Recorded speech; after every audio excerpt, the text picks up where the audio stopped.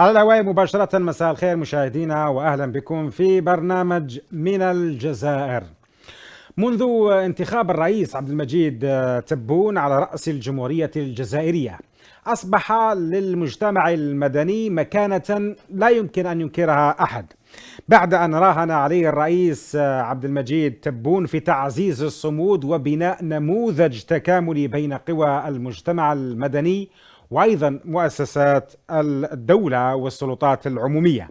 فماذا حقق المجتمع المدني منذ 2019 وما المنتظر منه في المراحل القادمة؟ كيف أيضا نقوم بتفعيل المجتمع المدني لمرافقة جهود الدولة في التنمية؟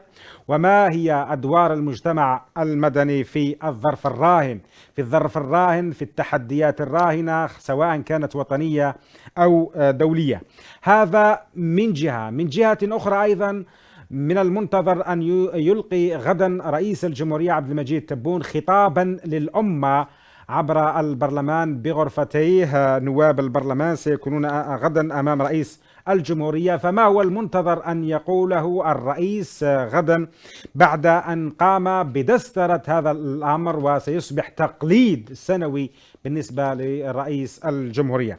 على كل حال أسعد أن أستضيف اليوم في البلاطو أو حتى عبر خدمة سكايب هنا في الأستاذ في البلاطو الأستاذ إبراهيم كبوش، المنسق الجوي للتنسيقية الوطنية لحماية المجتمع.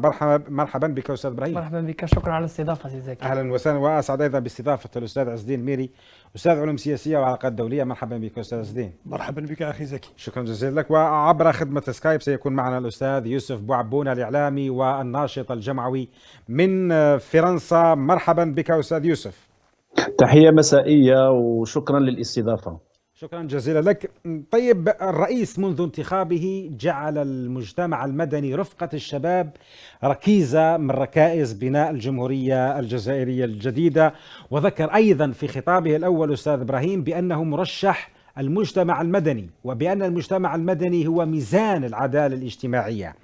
فماذا استطاع المجتمع المدني بكل أطيافه أن يحققه منذ ذلك التاريخ مع هذا الثقل، مع هذا الاهتمام، مع هذا الرهان لرئيس الجمهورية وحث الرئيس بالسلطات العمومية ولاة ومسؤولين وغيرهم بإعطاء أهمية أكبر للمجتمع المدني؟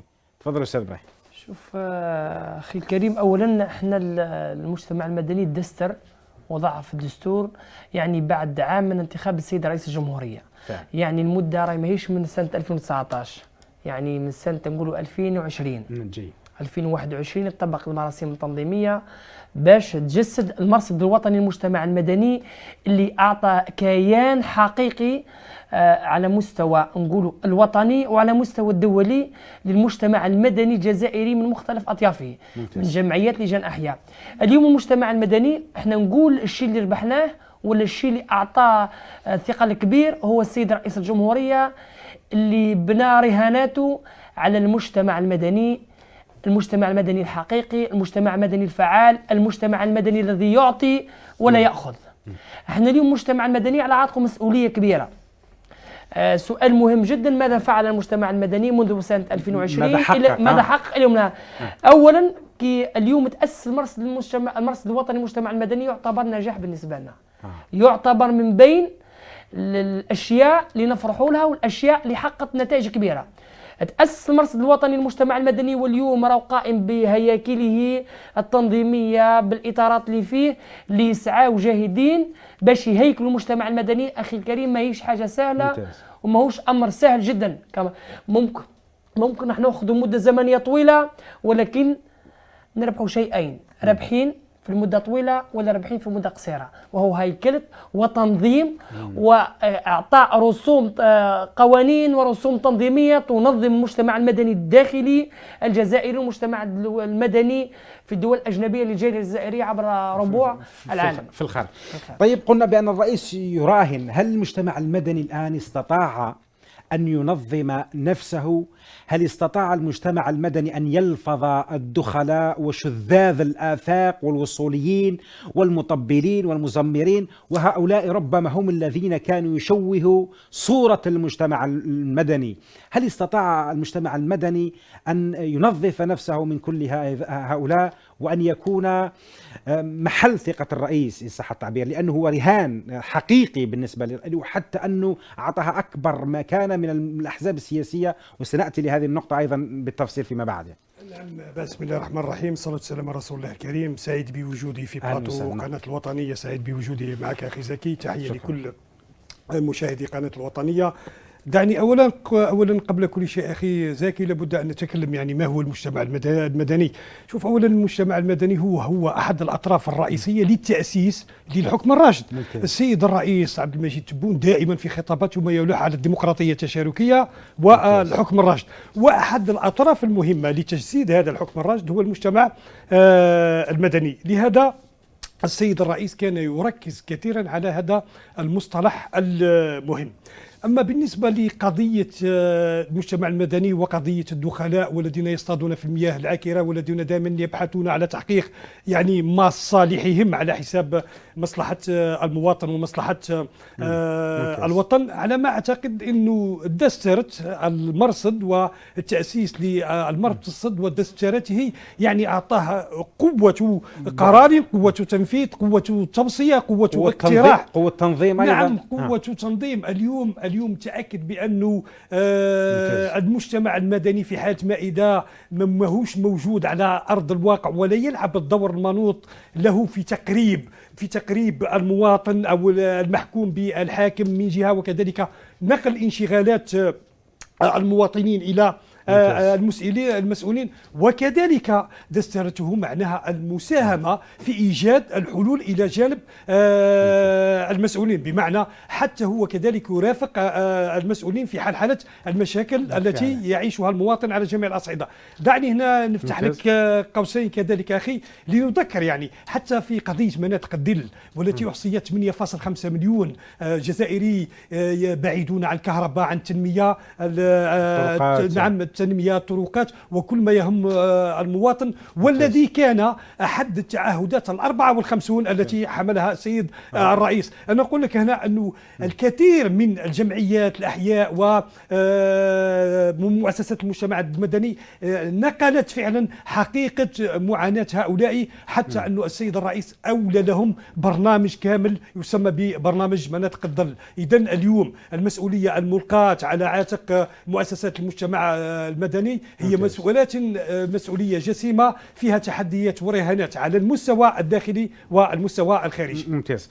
أستاذ يوسف، أيضا الرئيس عبد المجيد تبون في معظم خرجاته خارج الوطن يلتقي بالجالية بأفراد المجتمع المدني هناك. كيف يمكن هنا أستاذ يوسف أن يلعب المجتمع المدني دور الوسيط بين الجالية التي عددها أيضا بالملايين وبين أيضا هنا السلطة السياسية في البلاد ونقل انشغالاتهم وطموحاتهم ومشاكلهم أيضا؟ تفضل أستاذ يوسف.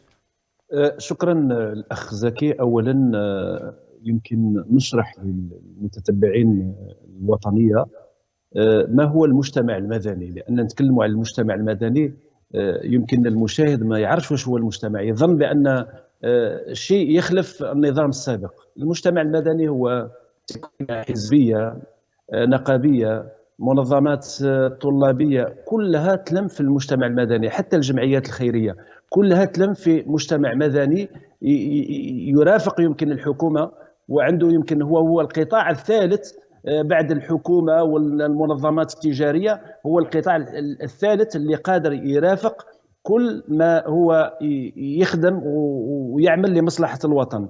إذا قلنا المجتمع الجزائري، نقول المجتمع الجزائري كان يمكن من وقت الاستعمار حتى اليوم كان دائما في المجتمع المدني ينظم أموره، يرافق الحكومة ويخدم، وخاصة بالنسبة للجالية. إذا قلنا واش هو هذا المجتمع المدني، واش الدور نتاعو، نقول بأن دسترة المجتمع المدني المرصد هو في حد ذاته استحقاق للشعب الجزائري. إذا ال5 سنوات تاع المرصد للمجتمع المدني ما خدمش خدمته، لأنه هو كان في وقت يكون نفسه، ما ننساوش بأن الكوفيد كان عندنا عامين، ظهر المجتمع المدني بالعمل التطوعي بالعمل الخيري، وخاصة الهبات التضامنية التي قامت بها الجالية الجزائرية، وقامت بدورها كمجتمع مدني يرافق الدولة في المحطات الصعبة. علاش نقول بأن المجتمع المدني دوره هو مرافقة الحكومة، وخاصة بالنسبة للجالية، لما تتنظم الجالية في مجتمع مدني، في جمعية، في حركة، في منظمة، تقدر تقدم كل الانشغالات وتدافع على الوطن وتدافع على حقوق الجالية، وخاصة في هذه الأيام اللي نشاهدوا فيها تصعيد كبير من الدولة الفرنسية على كل ما يخص الجزائر وعلى كل ما يخص هناك تكالب كبير على الجزائر. وسنتكلم على هذه النقطة أيضا أستاذ يوسف بوعبون، على قضية كيف يمكن من الجالية، من أفراد المجتمع المدني هناك في الجالية في الخارج، أن تكون جبهة خارجية، يعني الحصن الأول المنيع ضد أي تدخلات خارجية ضد أو تحرشات ضد الجزائر. على كل حال، إذا أردنا أن نضع أو نقيم هذا المجتمع المدني، فعلى أي معايير، على أي أسس يمكن القول بأنه ربما جمعية أو منظمة ما تعمل؟ ما هي المعايير التي يمكن أن نقيس بها أستاذ؟ شوف أخي زكي، احنا اليوم مجتمع المدني كي نقولوا مجتمع المدني راهو تغير منذ سنة 2019 إلى يومنا هذا. أعطاها السيد رئيس الجمهورية كيان، أعطاها السيد رئيس الجمهورية حصانة، أعطاها السيد رئيس الجمهورية يعني مجموعة كثيرة، كل شيء. يعني اليوم يعني الكرة الآن أستاذ إبراهيم أمام المجتمع المدني. أمام المجتمع المدني. لكن المجتمع المدني لازم يعرف من المجتمع المدني تاع اليوم ماهوش المجتمع المدني تاع 2016، ماهوش المجتمع المدني تاع 2015. في ماذا يختلف؟ لازم يكون قوة قرار، ماهوش يطبل، لان المجتمع المدني ماهوش المجتمع المدني تاع الطبال، ماهوش المجتمع المدني غير تاع قفه. احنا اليوم الدول الخارجيه، الدول نعطيك على سبيل المثال نموذج هي دوله قطر، المجتمع المدني نتاعها يبتكر، المجتمع المدني نتاعها اسس نظام مرافق لهياكل الدوله ومؤسسات الدوله من اجل البناء والتجديد. احنا اليوم المجتمع المدني نتاعنا لازم، بالرغم من ان المرصد الوطني للمجتمع المدني دار دورات تكوينيه ودار يعني ايام دراسيه، احنا ما نقعدوش اخي الكريم كل مره نعرفوا بالمجتمع المدني. زمن التعريف انتهى، احنا اليوم زمن العمل والتطبيق.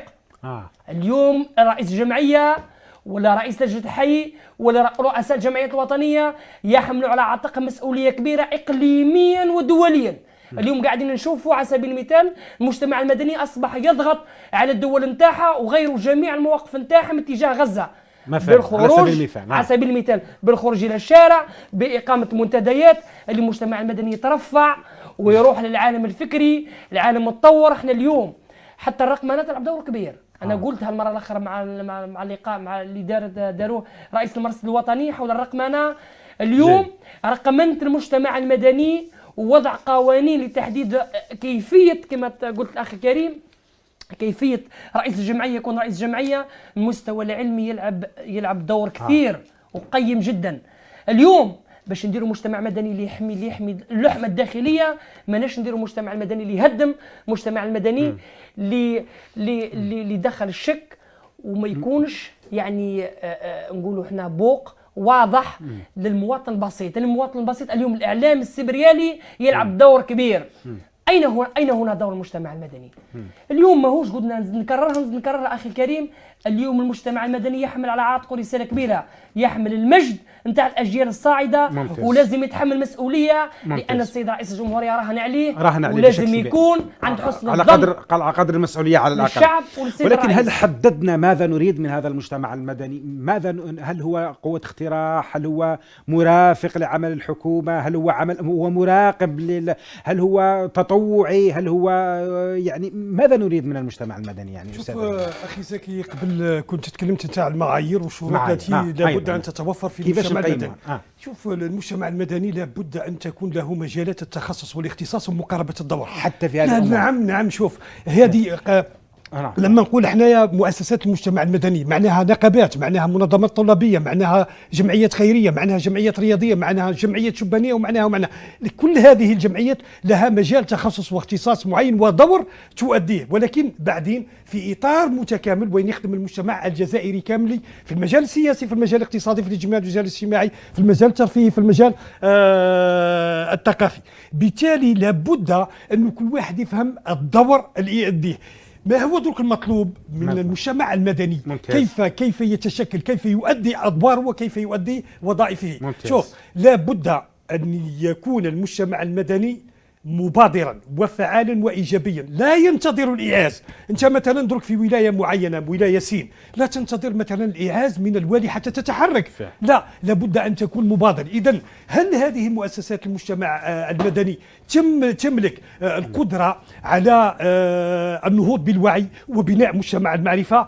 ما هو مجتمع المعرفة؟ مجتمع المعرفة هو يبنيه المجتمع المدني. هذا المجتمع المعرفة الذي يعي ويدرك كل المخاطر والتحديات التي تحيط به على المستوى الداخلي أو المستوى الخارجي. إذن هل يستطيع أن يكون المجتمع المدني مدرسة للوعي وبناء المجتمع المعرفة؟ حتى يكون لابد أن تنخرط، اسمح لي في هذه، لابد أن تنخرط النخبة وتنخرط الكفاءات في تركيب تشكيلة المجتمع المدني، لأنه القضية اليوم أصبحت قضية ذهنية عقلية في التعامل مع هذه القضايا. أستاذ عزلي، البعض يقول لك بأننا نريد، أو كما قال الأستاذ إبراهيم، أننا نريد مجتمع مدني كقوة اقتراح. هكذا إبراهيم؟ قوة مرافقة، قوة متابعة. اليوم المجتمع المدني راه سن اتفاقية مع السلطة العليا للشفافية ومكافحة الفساد، سن اتفاقية مع التعليم العالي، سن اتفاقية. ما معنى هذه الاتفاقيات؟ معناها المجتمع المدني. أيضا النقابة تاع الطلبة تعتبر مجتمع مدني، النقابة تاع الفلاحين تعتبر مجتمع المدني. اليوم لازم المجتمع المدني يقدم. اليوم احنا في الورشات من المفروض احنا نروحوا نقدموا، ما نروحوش نفهموا واش كاين، لا احنا نقدموا اقتراحاتنا. لكن اخي زكي، الذي يقدم والذي يقوم بالفعل وردة الفعل. انت لما تكون انت لا تملك حتى الخطابة في حد ذاتك، انت لا تملك القدرة على الإقناع، انت لا تملك الحجة والقرينة والتبرير والبديل، كيف تستطيع؟ إذن على أنا كلمتك قلت لك أنا لابد أن تنخرط النخبة لأنها قادرة على تسيير المجتمع. أولا قل لي، دعني نقول لك هنا، معليش ندير إضافة برك، لأنه أنا ملهم بمالك بن نبي. مالك بن نبي لما يتكلم مثلا على التغيير، ونحن نريد أن نغير فكر المجتمع المدني من السلبي إلى الإيجابي، من الخمول إلى الديناميكية والحركية. لابد أن يتوفر أشياء مهمة. أولا عامل الأشخاص، من الذي يسير هذا المجتمع المدني، من الذي يسير مؤسسات المجتمع المدني. اثنين، هل هؤلاء الأشخاص ما هي الأفكار التي يحملونها؟ إذن لابد أن تتوفر هذه الطاقة. يعني نريد مجتمع مدني قوة اقتراح. نعم أكيد، بطاقة بشرية قوية وبفكر قوي من خلال التأسيس لمدرسة الوعي وبناء مجتمع المعرفة. وصلنا لهذه المرحلة يعني قوة اقتراح. لا الحاج الآن لم نزل، لم نصل مازال. شوف نزيد إضافة مع الدكتور حتى نذهب إلى الأستاذ يوسف. بشكل إضافة. احنا اليوم المجتمع المدني يعلم علم اليقين بني على عاتقه مسؤولية كبيرة داخليا ودوليا. احنا اليوم اللقاء اللي وقع في المرصد الوطني للمجتمع المدني لم جميع أطياف المجتمع من جميع أنحاء الوطن، من لجان حي، تبادلنا الخبرات، تبادلنا، ربما منهم من لم يخرج من ولايته، لم يخرج من حيه. اليوم الدولة هنا نقول بين الدولة راهي ما باسطة يدها كل البسط، وراهي فاتحه كل الابواب، وراهي تساهم، ولكن حتى المجتمع المدني لازم يكون يمد واش قدم الدولة. على كل حال، ماذا قدم الدولة؟ الآن نشاهد دخول المجتمع المدني في مؤسسات عمومية كثيرة، المرصد الوطني للمجتمع المدني، المجلس الأعلى للشباب، السلطة الوطنية المستقلة الانتخابية، الهيئة الاستشارية. حتى الرئيس ذكر للحكومة بأنه يجب مساعدتهم فتح الأبواب وغير ذلك. والهدف هنا أن يكون المجتمع المدني عين الرئيس في تسيير الشأن العام والحفاظ على المال العام أيضا. نعم. أستاذ يوسف بوعبون، برأيك هذه الخدمات التي قدمت للمجتمع المدني مع التعريف الذي أعطيته الآن، أين نحن الآن؟ أين المجتمع المدني الآن؟ هو المجتمع المدني في القاعدة راه يخدم من جمعيات، من جمعيات أحياء. هي لما تتحد هذه، يمكن لما يتحد المرصد الوطني للمجتمع المدني مع الحكومة ومع المجالس المنتخبة وترافقها في جهودها، يتم إحداث شيء جديد. لأن الجميع يظن بأن المجتمع المدني مجرد مرصد اللي مازال ما بداش الخدمة. لا، المجتمع المدني وهو تكوينة المجتمع الجزائري اللي راهي تخدم في الميدان وبطريقه يمكن غير منظمه تنظيمها تحت المرصد الوطني للمجتمع المدني يخليها قوه لاقتراح ومرافقه، خاصه مرافقه المواطن وتقريبه من المجالس المنتخبه، تسهيل اموره في يمكن في تجاريه اقتصاديه ولا اخر. اما نبقى غير نعرف على المجتمع المدني وهو تكوينه وهو لا، المجتمع المدني بالنسبه لنا في الجاليه نعرفوا بان المواطن او اللي عنده يمكن جمعيه وقام بدوره لما الجزائر استحقته، هذا هو دور المجتمع المدني، وهو مرافقه الدوله في كل ما يخدم مصلحه الدوله ومصلحه المواطن. اليوم قضيه لم الشمل وتوحيد الجبهه الداخليه تبقى على دور المجتمع المدني، كيف يحسس المواطن في بلديته في ولايته دور الوحده الوطنيه، دور بناء جبهه داخليه قويه. وهذه الجبهه الداخليه القويه ما تقدرش تكون قويه الا بجبهه خارجيه من الجاليه تكون حتى هي قويه، باش تكون الدوله يمكن يكون عندها حصن داخلي وخارجي اللي يخدم في مصالحها. اليوم نشوفوا بان دور جمعيات الاحياء هي مرافقه المجالس المنتخبه ما دام انت في الجاليه السياسيه. نعم استاذ يوسف، ما دام انت في الجاليه، هل استطعنا أن تكون لدينا جالية خارجية في الخارج، يعني موحدة متوازنة كجبهة خارجية كحصن أول منيع ضد أي تحرش أو تكالب أو تدخل خارجي؟ هل وصلنا لهذه النقطة أم ما زالت نقاط أخرى تنتظرنا أستاذ يوسف؟ يمكن ما يعيشه المواطن الجزائري في الدول الغربية وخاصة الأوروبية وبفرنسا بحكم بأن الجالية كبيرة، واش راه يعيش اليوم من مشاكل ومن ضرب ويمكن الشتم وإهانة للدولة الجزائرية، تخلي الجالية اليوم تتحد في مشروع للدفاع على حقوقها والدفاع على الوطن. احنا اليوم الجالية يمكن لما نقولوا العدد 5 ملايين، لكن نحن اوني لي ديغني دو لا كلاس، اخر ليه عندنا مشكل الوحدة، الحسد، الغيرة بيناتنا، ما نحبوش بيناتنا، ما نحبوش واحد ينجح، ما نحبوش واحد يكون مشروع بالنسبة للمجتمع المدني وتكون قوة اقتراحات ترافق الحكومة. لما نشوفوا الجاليات الأخرى نلقاوها منظمة، عددها صغير وفيها تأثير كبير. نشكر الأخ اللي قال بأن المجتمع المدني استطاع تغيير بعض السياسات الداخلية للدول اللي راح يعيش فيها. نشوفوا فرنسا مثال، نشوفوا الأرمن وهم 900,000، ولا نشوفوا حتى الكيان الصهيوني اليوم كيف استطاع أن يكون عنده يمكن تأثير كثير في السياسة الخارجية الفرنسية باش تتعاطف مع الدولة الإسرائيلية. هذا هو دور المجتمع المدني في الخارج، لازم يتنظم، يولي لوبي سياسي اقتصادي يخدم مصالح الوطن، يخدم مصالح الجالية. إذا ما قدرناش ننظموا روحنا، نقول بأن للأسف يمكن الحسد والغيرة هي اللي خلاتنا اخر الصف. الحسد والغيره فقط استاذ يوسف، ما فيش عوى، لانه فيها يعني كل الضمانات الان من طرف السلطه العليا في البلاد من اجل ان يعني يتحدوا الكره في مرمى المجتمع المدني. استاذ الاخ الكريم، ربما أنا من قبل يعني سأشير إلى أن الجالية الجزائرية وخاصة في فرنسا المجتمع المدني نتاعها منذ الاستقلال الجزائري إلى اليوم هذا لعب دور كبير، وخاصة خلال الثورة الجزائرية اللي ضغط الشيء اللي ضغط في قلب فرنسا وهو المجتمع المدني الجزائري.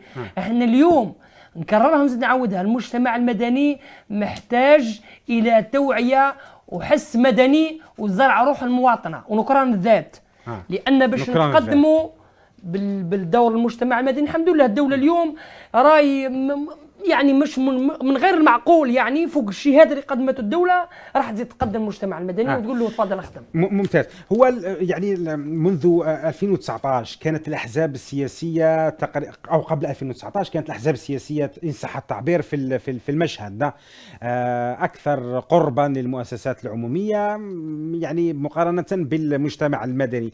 منذ مجيء الرئيس عول عليها بشكل كبير، اعطاها ضمانات، رهانات وغير ذلك.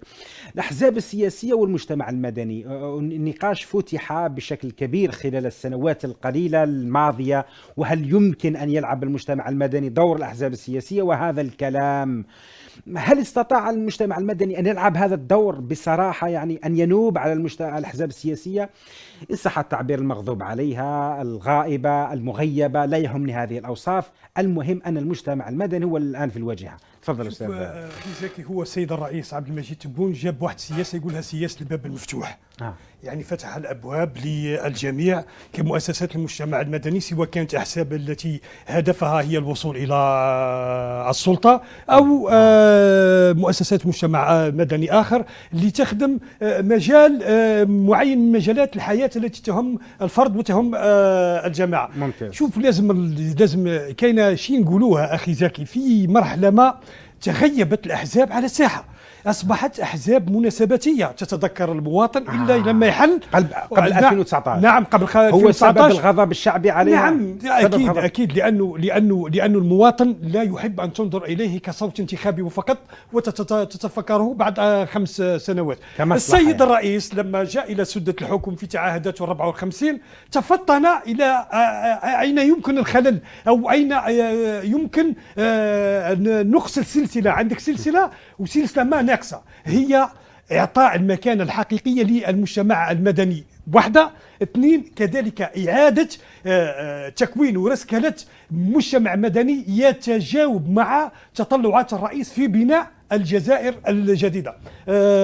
صديقنا وخونا من المهجر، وبهذه المناسبة نوجه تحية كبيرة لكل جالياتنا في العالم ككل، وهي تعتبر واحدة من أبناء الجزائر الذين لا بد أن يندمجوا معنا في بناء الجزائر سياسيا اقتصاديا واجتماعيا وثقافيا. تكلم على مصطلح رائع جدا، ممكن تكلم مع الأنا والحزب والغيرة. واش كان يقصد؟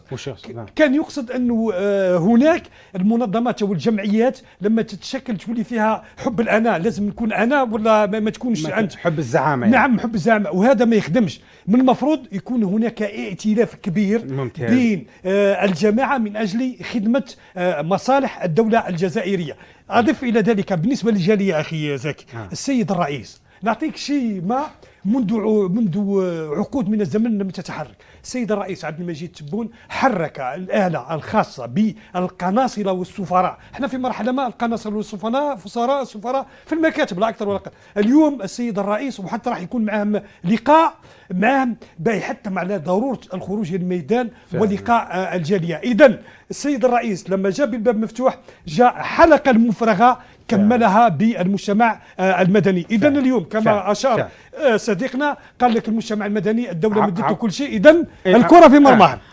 في جانب الأحزاب السياسية عوض المجتمع المدني، عوض الأحزاب السياسية، ولو يمكن أن لكل وظيفته. الأحزاب السياسية عندها أيضا وظيفة لا يمكن الاستغناء عليها أيضا. شوف عوض الأحزاب. شوف هو المجتمع المدني لا يستطيع أن يعوض الأحزاب سياسيا، لا يستطيع. النقطة المهمة والأهم، المجتمع المدني قبل 2019 كان مجتمع مدني مناسباتي، عمروا به القاعات الحضور، وكان شيء جد مهم جدا. شوف نقول القيادة تاع الدولة حكيمة جدا، والسيد رئيس الجمهورية حكيم جدا. الحراك من حركه؟ المجتمع المدني، لا انتماء سياسي، ما حتى لا شيء، مجتمع مدني حر طلب التغيير. لذلك اليوم أنا نقول الأحزاب السياسية غيبت في مرحلة ما، ولكن كان الباب موصد ايضا للمجتمع المدني في انذاك. في وجه المجتمع المدني ممنوع نقولها بكل صريح العباره، المجتمع المدني كان مغيب حبينا ولا كرهنا. وقت السنوات الفارطه. اليوم كي جاء السيد رئيس الجمهوريه بصراحه انت راك في الميدان استاذ نعم. الباب الآن مفتوح للمجتمع المدني عند الولاة، عند رؤساء الدوائر، رؤساء البلديات، في إطار نتكلموا على الديمقراطية التشاركية. هل يسمع للمجتمع المدني؟ هل اقتراحات المجتمع المدني تطبق في أرض الميدان؟ هل مرافقته ومراقبته للوضع ولتجسيد الرأي العام يؤخذ بها في عين الاعتبار، أم هي فقط يعني وهكذا يعني أبيض أو أسود على أبيض؟ لا أخي الكريم، فيه شيء ملموس، فيه تجسيد للديمقراطية التشاركية. اليوم على سبيل المثال نهضر على سبيل المثال ولاية طارف، السيد الوالي، المدراء التنفيذيين، اليوم ولاية الطارف راهي جسد الديمقراطية التشاركية منذ إعلان الرئيس عن الدور الحقيقي المنوط للمجتمع المدني. نعطيك على سبيل المثال، أنا منسق جهوي ورحت لتبسة، استقبلنا السيد الوالي تاع تبسة وطرحت الانشغالات، وراح حتى الأم العقارب، يعني منطقة حدودية. لكن من يمثل المجتمع المدني؟ خدمة الوطن والصالح العام. اليوم الممثل المجتمع المدني لما يطلب المصلحة العامة والصالح العام عمره ما حيلقى أبواب موصدة، ولكن اليوم المجتمع المدني ما جيناش اليوم باش نخدموا بوليسية ولا شرطة نراقبوا، احنا جينا باش نرافقوا لإتمام مسار البناء المؤسساتي للدولة. ممتاز. ونبحث على مجتمع مدني أيضا يبحث على الصالح العام وليس الصالح الخاص. يعني الكثير حتى عند الأحزاب السياسية، حتى عند الكثيرين، من الذي يدافع عن المصلحة العامة وليس المصلحة الخاصة؟ أستاذ حتى نذهب أيضا للأستاذ يوسف. أخي كريم من فضلك، اليوم حب الوطن ما عندوش ثمن فعلا، والمصلحة العامة فوق كل اعتبار، ولكن أيضا باش المجتمع المدني يفهم ويستوعب مليح بين خدمة المواطن والصالح العام قبل كل شيء. ممتاز. أستاذ يوسف، ما رأيك أيضا في هذا الكلام الذي قلناه حول قضية الأحزاب السياسية والمجتمع المدني، وهذا النقاش الذي أيضا فتح تقريبا منذ 2 أو 3، خاصة مع أو قبل الانتخابات التشريعية، ومن يعوض هذا ولا يمكن تعويض ذلك، وهذا الكلام أستاذ يوسف؟ هي يمكن تجربة الماضي خلات النخبة الجزائرية تتوعى وتطلب بالبديل، لأن في وقت ما كان المنتخب يعرف قبل ما ينتخب عليه. هذا الشيء الثاني، لما نتكلموا على دور المجتمع المدني، هو دور أفكار، دور أشياء اللي يرافق الحكومة ويرافق أيضا المجالس المنتخبة. لأن إذا قلنا المجتمع المدني راح يخدم مع الولاة والآخر، هذا خطأ، لأن الرئيس عبد المجيد تبون لما وصل للحكم دار وسطاء للجمهورية اللي هما ينقلوا الانشغالات المواطن والمشاكل للرئاسة وللحكومة وللوزارة. اليوم دور المجتمع المدني إذا قلنا على الجالية، احنا ما نقدروش نخدموا شيء، احنا نرافقوا الحكومة ونرافقوا المجالس المنتخبة من البرلمان ومجلس الأمة باقتراحات اللي الحكومة والدولة تأخذها بعين الاعتبار، إما لتحسين الحياة العادية للمواطن، إما لمرافقته في مشروع. أما باش نكونوا نعملوا كمجتمع مدني نكونوا في آليات عمل في القاعدة، لا أظن هذا ما ينجحش المجتمع المدني، ويكون فيه تداخل مصالح بين المجتمع المدني والولاة وسطاء الجمهورية، المنتخبين البرلمانيين، المنتخبين المحليين. أنا نظن بأن المرصد الوطني للمجتمع المدني هو يمكن بلاتفورم قاعدة لاقتراحات، وكل ما يخص الجزائري في الداخل، لأن الجزائر لازم نعرفوا بأنها قارة، والمشاكل الموجودة في جهة غير المشاكل الموجودة في جهة أخرى. وبالنسبة للجالية عندنا 8 ملايين جزائري من الجالية، يبقى إلا مجالس منتخبة للاقتراحات اللي تخدم مصلحة الوطن ومصلحة المواطن في الداخل والخارج. تفضل استاذ ابراهيم. تعقيبا على الاخ الكريم، احنا اليوم الاخ الكريم يقول يعني في الكلام نتاعو يقول المجتمع المدني يخدم على المجالس المنتخبه. احنا اليوم هناك بعض المجالس المنتخبه، وانا مسؤول على كلامي من خلال من المنبر هذا، هناك مجالس منتخبه ترفض رفضا قطعا المجتمع المدني، رفضاته على اساس انه يطبق عليها الرقابه، وعلى اساس بانه يعطل لها بعض ممكن المجتمع عندك يتدخل في اطار مشاريع ماهيش ضمن المعايير التقنيه، يصبح المنتخبين هذه يقول لك هذا المجتمع المدني راح يعطلنا.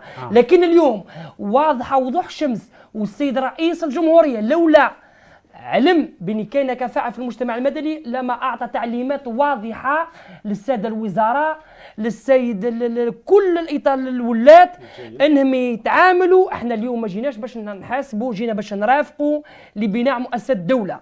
اليوم حتى المنتخبين نتمنى من الدولة أنها تأطرهم وأنها تديرهم أيام تحسيسية، وانهم يعرفوا القانون. هناك بعض رؤساء البلديات ما يعرفش الاحياء المناطق نتاعو، واليوم كي يشوفوا المجتمع المدني ينشط يقولوا راح تدير لي راك قاعد باش دير تسيس. احنا اليوم ما جاش باش نسيسوا، احنا اليوم لبينا نداء الواجب الوطني، واحنا اليوم مجبرين عليهم انهم يتعاملوا معنا لا مخيرين. ولكن لا يمكن هذا الامر ايضا ان يكون محل ابتزاز. يعني يقول لك المجتمع المدني يعني، لانه قال لك الاستاذ يوسف بوعبون عنده وسيط الجمهوريه، عنده المجلس البلدي، وسيط الجمهوريه عنده هيئات كثيره. يعني مع من يتعامل وسيط الجمهوريه؟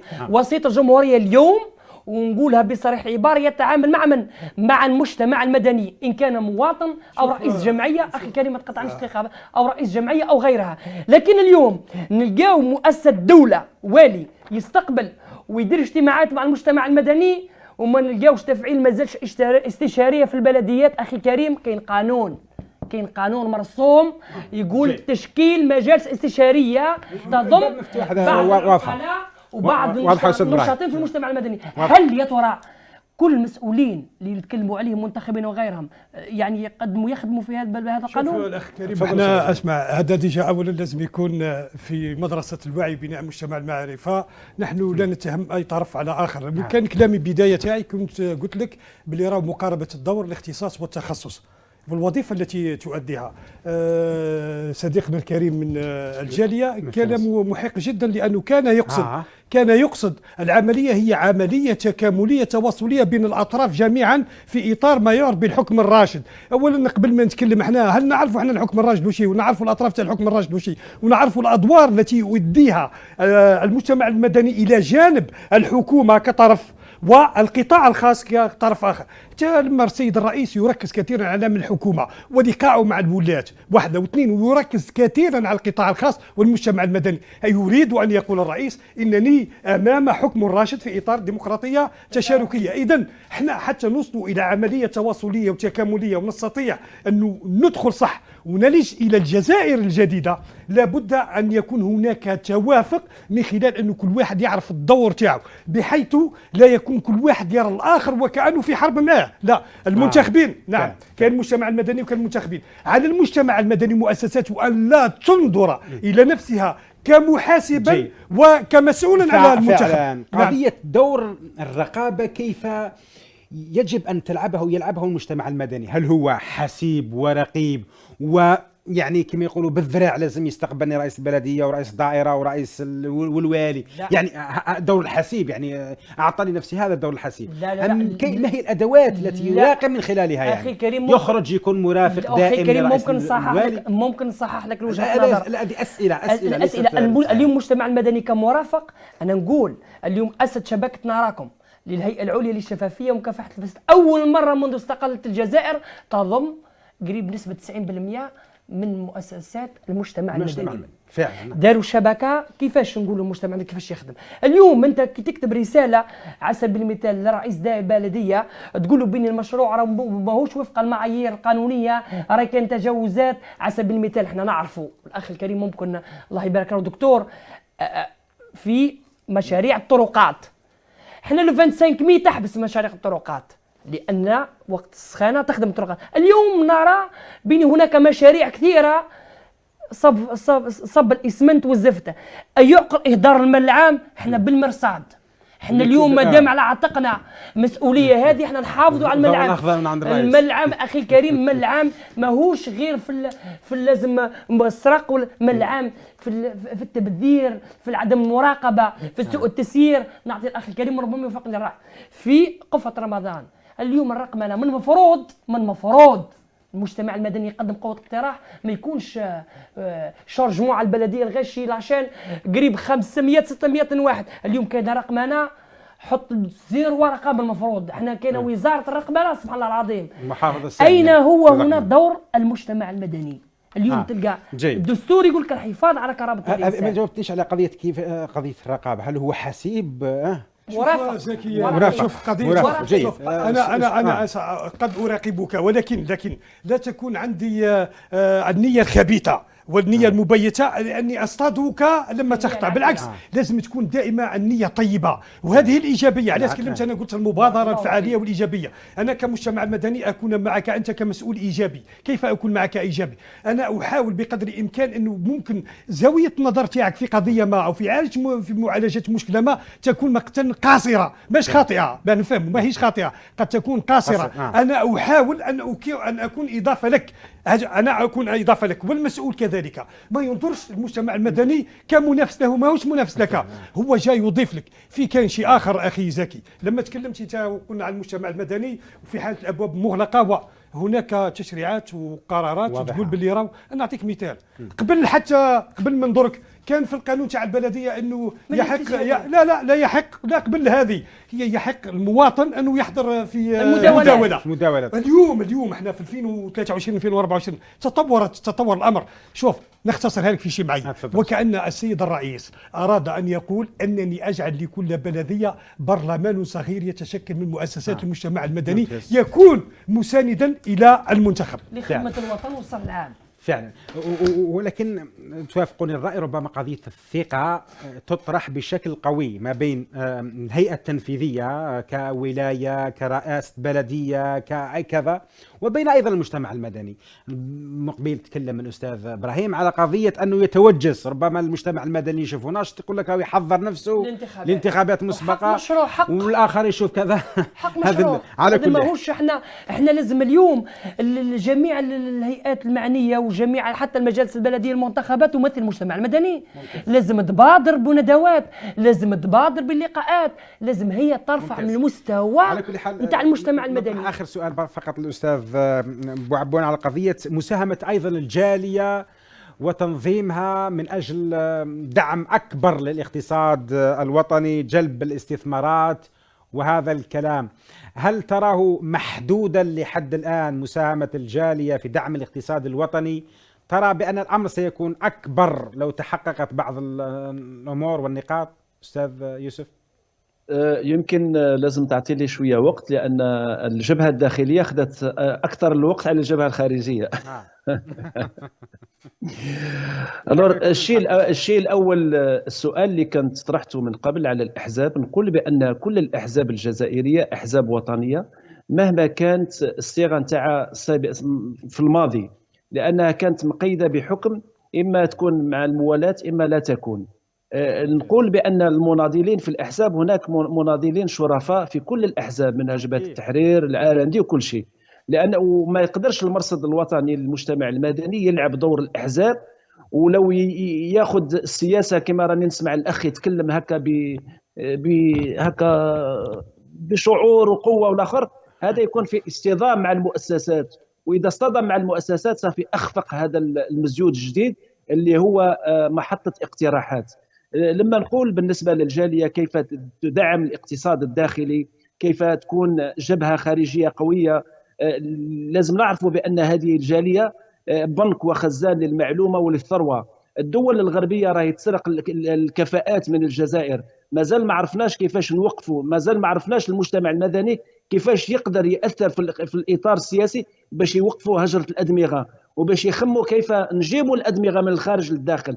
هذا الشيء الأول. كيف ندعم الاقتصاد الوطني الداخلي السياحي بالاستثمار. اليوم المجتمع المدني دوره، نعرف بأن عبد المجيد تبون من اليوم اللي الحق تكلم على الجالية وعطى عدة أشياء للجالية في برنامجه 54 أو في البرنامج اللي كان مخصص للجالية. نقول بأن الجالية اليوم العمود الفقري ما بعد البترول. الجالية النيجيرية تستفيد من جاليتها ما يقارب 37 مليار دولار، اللي تمثل ما يقارب 7 ملايين نيجيري في الخارج. والجزائر اللي عندها 8 ملايين، الجزائر لا تستفيد الا ب 2.06 مليار دولار. وراه الخلل اليوم على اليوم الفضاء السياسي مفتوح، وفي فعلا فيه قناصله اللي يحبوا يخدموا، وفيه مبادرات حتى جامع باريس كانت عنده مؤخرا مبادره للم الشمل للم الجاليه. لكن إذا الدولة ما رافقتش الجالية في مشروع بناء شامل وكامل لكل الجالية، لأن اليوم إذا تكلمنا على المرصد الوطني للمجتمع المدني، قال الأخ كان في انتخابات، لا، كان فيه تعيينات، ما كانش فيه انتخابات، لأن احنا ما سمعناش عن الانتخابات. إذا راني غلط صحح لي. يمكن هذا المزيود اللي دسترناه في الدستور الجزائري يكون عنده دور فعال في المستقبل إن شاء الله، لما تكون كل الخلايا موجودة وكل الورشات موجودة، يكون عنده الدور الوسيط بين المجتمع والحكومة، ودور المراقب للحكومة وسياستها، ودور الآخر وهو مرافقة الحكومة بكل ما يخص المواطن والدولة الجزائرية. وشكرا الأخ زكي. بقيت حوالي 7 دقائق من هذا البرنامج.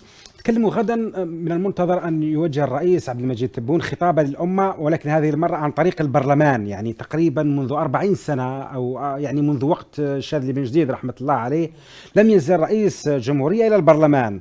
الرئيس اليوم ينزل إلى البرلمان، يتكلم للشعب عن طريق ممثليه، عن طريق نوابه.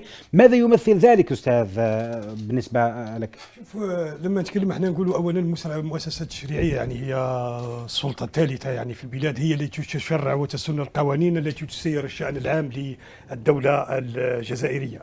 شوف، تقراها على المستوى الوطني، يقول لك بأن السيد الرئيس أراد أن يقول بأن هذه المؤسسة التي ترى نفسها في كثير من المرات أنها مهمشة وأنها وكأنه غير معترف بها، والنواب في حد ذاتهم وكأنهم غير معترف بهم بالرغم من أنهم خرجوا من رحم الشعب. اليوم السيد الرئيس يقول بأنه أنا رئيس الجمهورية سأنزل إلى قبة البرلمان بغرفتيه وسأتحدث إلى النواب في الشأن. هل هو رد اعتبار للسلطة التشريعية التي كانت في وقت سابق ما نقولوها كانت يعني عبارة عن بيت التسجيل؟ أنا قبل ما نقول لك رد اعتبار، أنا نقول لك تبعاتها في المستقبل.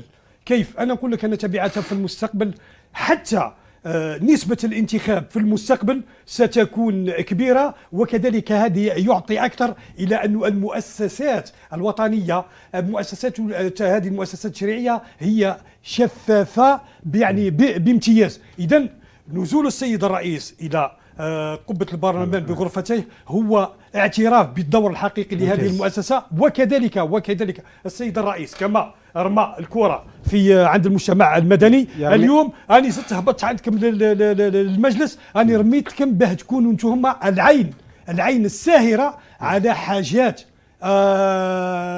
المواطن، لانه احنا لاحظنا الكثير من النواب حتى هم النواب في حد ذاتهم اشكاو، قال لك بعض الابواب تاع الوزارات مغلقه في وجوهنا، وبالتالي اليوم السيد الرئيس ابو زلم اعطاهم المكانه الحقيقيه كمؤسسه تشريعيه لابد ان تاخذ مكانتها الحقيقيه في بناء الدوله الجزائريه. تفضل استاذ ابراهيم. اخي الكريم، عندها دلالتين، دلاله داخليه ودلاله خارجيه. الدلاله الداخليه الخارجيه وهي المهمه جدا والاهم، أن الدولة الجزائرية متلاحمة، أن الاستقرار والأمن راهو السائد بين مؤسسات الدولة وبين المنتخبين والشعب. اليوم لما يلقي الخطاب السيد الرئيس مقبة البرلمان أعطى المصداقية الكاملة للمجالس المنتخبة، وهذا شيء يشرفنا، وهذا في ذاته يعتبر تعهد السيد رئيس الجمهورية لإعطاء المصداقية والشفافية لكل مؤسسات الدولة. النقطة الثانية وهي الأهم وهو وطنية داخلية، وطنية، وهو ثاني نقولوا ثاني توجيه للمجالس المنتخبة. بني اليوم الرئيس راهو مساندكم، الرئيس في خدمة البلاد. ممتاز. واليوم ما كان حتى واحد يكسركم. من أجل الجزائر الجديدة ومن أجل الوطن راني معاكم. هذا شيء جميل، واللي عنده أي مشكل أي اقتراح يقدمه للسيد رئيس الجمهورية، ويعتبر هم النواة بين الشعب والسلطة التشريعية ومجلس الأمة. أخي الكريم، منذ يعني نقولوا عندنا مدة كبيرة هذه العادات يعني طيبة تغيبت.